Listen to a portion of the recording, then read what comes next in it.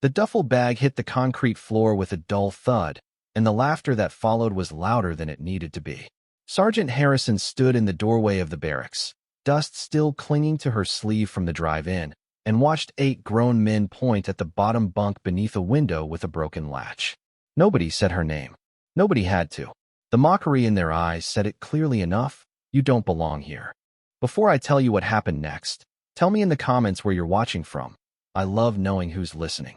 She had flown in that morning, driven 2 hours from the airfield, and hadn't slept properly in 3 days. Her orders were folded twice in her breast pocket, unread by anyone in this room. All they saw was a woman standing where they expected a stranger, a rank they hadn't bothered to check, a name tape they hadn't bothered to read. Harrison had learned a long time ago that people see what they expect to see, and right now, what they expected was easy prey. The man who pointed first had a grin built for cameras, the kind of confidence that came from never once being tested.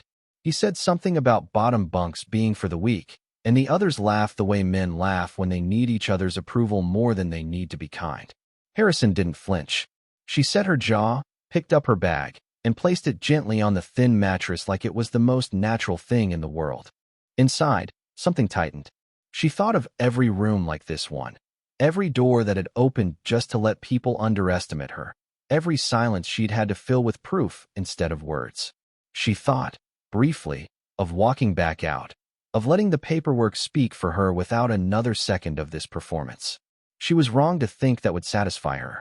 Some things had to be earned in full view. The clipboard on the table by the door read Evaluation Inspection, Unit 3057, stamped, in red, with the word confidential. Nobody in that room had looked at it twice. It sat there quietly, waiting the way truth always waits, patient and unbothered by the noise around it. The days that followed moved like a slow-burning fuse. Harrison watched more than she spoke. She watched the way the loudest man buckled under pressure during a timed drill, how his confidence evaporated the instant no one was laughing with him. She watched the quiet one, the one who hadn't joined the laughter that first day, carry an injured teammate 200 yards without being asked twice. She wrote nothing down in front of them. She didn't need to. Every failure and every flicker of decency was already being folded into a report that would decide careers, promotions, futures. There is a particular kind of tension that builds in a room full of people who don't yet know they're being measured, a stillness beneath the noise, like dust suspended in a shaft of light, moving only when disturbed. Harrison felt it grow day by day, saw hands begin to tremble not from fear of her, but from the growing suspicion that something about her didn't add up. Whispers started. Who is she, really? Why does the lieutenant colonel salute her first? The morning of the final inspection, the barracks fell silent in a way it hadn't since she'd arrived. Harrison walked in wearing the same uniform, the same steady expression, but this time she carried the clipboard herself. She read the names aloud one by one, and with each name, she offered a single sentence. Not cruel, never cruel, but exact. She had seen who they were when they thought no one important was watching. That, she told them, was the only test that ever mattered. When she reached the man who had pointed and laughed first, the room went still enough to hear the window latch tick in the wind. He braced for humiliation, the same kind he'd handed her without a second thought. Instead, Harrison said something no one expected. She acknowledged the fear beneath his bravado, the same fear that made him need an audience to feel strong. She didn't excuse it.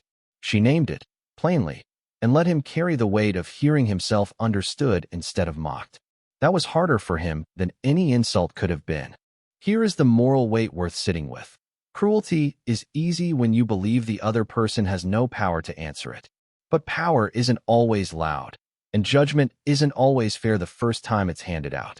The real question this story asks is whether people deserve grace after they've shown none, and whether growth, offered honestly, is worth more than punishment delivered for its own sake. Harrison chose grace, but she chose it deliberately, not out of weakness. She recommended 2 men for advancement, including the quiet one who had carried his teammate without needing applause.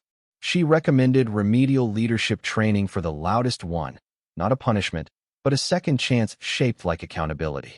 By the time she left Bunk 24, the men who had laughed that first day stood at attention, and this time, the silence in the room meant something entirely different.